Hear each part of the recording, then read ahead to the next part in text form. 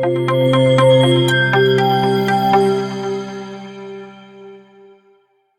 بالله من الشیطان الرجیم بسم الله الرحمن الرحیم. ګرانو کتونکو زم وقار احمد. ګرانو کتونکو دی وخت کې موږ د مانخیلو ګراوند کې ولاړ یو.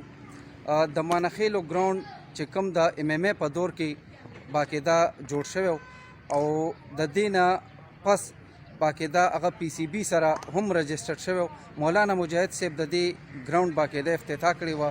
کروڑونه روپۍ پې خرج شوي، خو ولې د حکمرانانو د لاپرواهۍ د وجې نه هغه نن د خسته حالۍ او د ذبوحالۍ ښکار دی. دلته تاسو به شاته ګورئ چې څومره د دې دیوالونه دي هغه مات ګوټ دي. دا تاسو کتی شئ په دې سکرین باندې. هغې نه مختلف قسمه هره شپه باقاعده خلک راځي او جنګلي او خښتې تیوړي او نه ضلعي انتظامیه نه د پولیس انتظامیې په دې باندې څه ایکشن اخیستی. د دې سره سره په دې کې مقامي 4 کسان هم ملازمانو، چونکې دا PCB سره باقاعده رجسټرډ و. د دې چې کوم ګراس و چمن و هغه هم د بار نه راغلی او باقاعده تاسو ګورئ، خو ولې د حکومت د لاپرواهۍ د وجې نه تاسو ګورئ د دې دا چمن چې کوم دی ځای په ځای دا پټېدلی او دا لږ غونتې چمن چې کوم دی نو پاتې دی. دې کې یو د اوبو پمپ هم لګېدلی او هغه هم چې کوم دی همدقسې خراب پروت دی. هېڅوک هم د دې تپوس نه کوي، چونکې بلدیاتي انتخاباتو شو، چیرمنان ممبران هم جوړ شو. دې وخت کې موږ سره د نیبرهوډ مانخیل چیرمن صاحب خیزر خان هم موجود دی. هغوی نه به د دې حوالې سره پوښتنه کوو چې تاسو د دې ګراوند حوالې سره لکه څوک دا ګراوند خو چې کوم دی یو ډېر ښایسته ګراوند و، مختلف قسمه ګیمونه به پې کېده، خو اوس چې وګورئ نو لکه دلته هغه نه ګیمونه کېږي. ډسټرکټ سپورټس افسر هم موجود وي دلته او خو هېڅ قسمه په دې باندې څه ایکشن نه دی اخیستی. جی خیزر خان څه ویل غواړئ د دې حوالې سره؟ بسم الله الرحمن الرحیم. د ټولو نه اول خو زه ستاسو شکریه ادا کوم چې تاسو راغئ او د دې ډاګ د حالت کوم وکتو او دا مو په دې خپل میډیا په ذریعه باندې دیار باب اختیار ته رامخکې کړو. نو څنګه چې تاسو ووایي د دې ډاګ دا چونکې د دې کندې مانخیل شاملاتو او دا مونږه هغه ټایم سره مولانا مجاهد صاحب الله دې وبخي MPA هغه ته مونږه خواست وکړو چې یاره د دې نه راله د ماشومانو له د لوبو یو ګراوند جوړ کړه. نو الله دې هغې عزت وکړي. هغه باقاعده طور باندې د دې نه چاردیواري روچته کړه، سم 2-3 فوټه چاردیواري جوړه کړه او پکې یې څه برایم وکړه، چونکې دا دی ډېر کند و. هغه دې له د یو ګراوند شکل ورکړو. بیا ورسره سره وخت تېرېدو د هغې نه پس پاکستان کرکټ بورډ والا سره موږ د دې یو MOU کا او هغوی په دې باندې تقریبا 1 کروڑ روپۍ ولګولې. دا دیوالونه اثر نو ریپیر که او په دې د پاسه جنګلي ولګولې.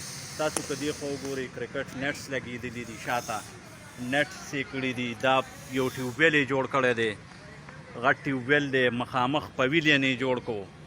خو بیا دغه دوران د 2010 سیلاب راغو او دا کار لا په نیمګړي کې و چې 2010 هغه سیلاب دا ووالو، نو د دې حالات یې ډېر خراب کړو. خو بهرحال PCB په دې باندې 3-4 کسان ملازمین هم اخیستي وو، هغوی به پرې لګیا وو. نو د دې ډېر یو ښایسته پوزیشن جوړ شوی و. د دې چمن دې کې به کټینګ کېدو، دې کې به د مازدیګر ماښام نه پس د کلي دا خلک به راوته او دلته کې به دا د دپاره د یو پارک دغه بیا کولو او د ورځې به پې د وړو لوبې کولې، کرکټ او دغه میچونه به پې کېده. بیا یو دور داسې راغو چې PCB باندې هغوی خپل هغه ملازمین وویستل د نوکرونه او دغه شان په هغه سلسله کې زمونږ د دې د ګراوند چې کوم 4 ملازمین وو هغه هم وویستل. نو دې دغه شان پاتې شو. هغې نه پس مونږ په مقامي طور باندې خپل کوشش وکړو، خپل چې څه کوشش کېدی شو هغه وشو. خو د دې ډاګ حالات د دې ګراوند حالات ورځ ورځه خرابېدل او حالات یې اوس دې ته رسېدلي چې دا څه تاسو وینئ. په دې سلسله کې مونږه پرویز خټک صاحب دلته راغلی و، هغوی ته ما دا دغه کړی و، هغه نشاندهي د دې کړی و او هغوی دا سرسري کتلی و. او په هغه ساعت باندې عمر ته میا عمر کاکا خیل ته چې هغه سره موجود و، هغه ته یې مو ویل چې یاره دا د دې خلکو جینون مسله ده او دا یو ښکلی ځای دی تباه کېږي، لہذا په دې باندې والله د فنډ نه کارونه وکړي. د هغې نه پس بیا دغه د دور چې راغو د الیکشن د ورځې راغې، د بلدیاتي الیکشن ورځې راغې. هغه ورځو کې مې عمر کاکا خیل او اسحاق خان زنګ د مادې ته راغلي وو او هغه هم دلته کې د خلکو سره واده کړې وه او څه تقریبا د 50 لکو ګرانټ اعلان یې ورته کړی. د الیکشن نه پس ما 2-3 وارې اسحاق خان زمونږ تحصیل چیرمین چې دی هغه ته ما وویلو، ما ورته ویل چې یاره اسحاق خان مهرباني وکړئ که په دې باندې مو څه دغه وکړو، دا یو ډېر ښایسته ځای دی، د ماشومانو د لوبو ځای په ټول نوشهره کلان کې نشته.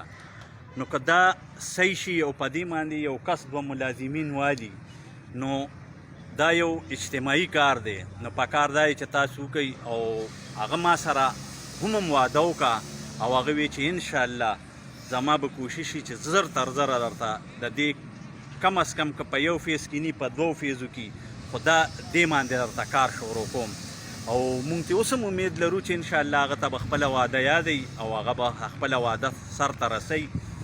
خو د وینا مقصد دا دی چې دا حالات چې کوم دي نو نن دا تاسو وینئ 2-3 فوټه دیوال پاتې دی، 2-3 میاشتې که تېرېږي نو دا به هم ختم شي.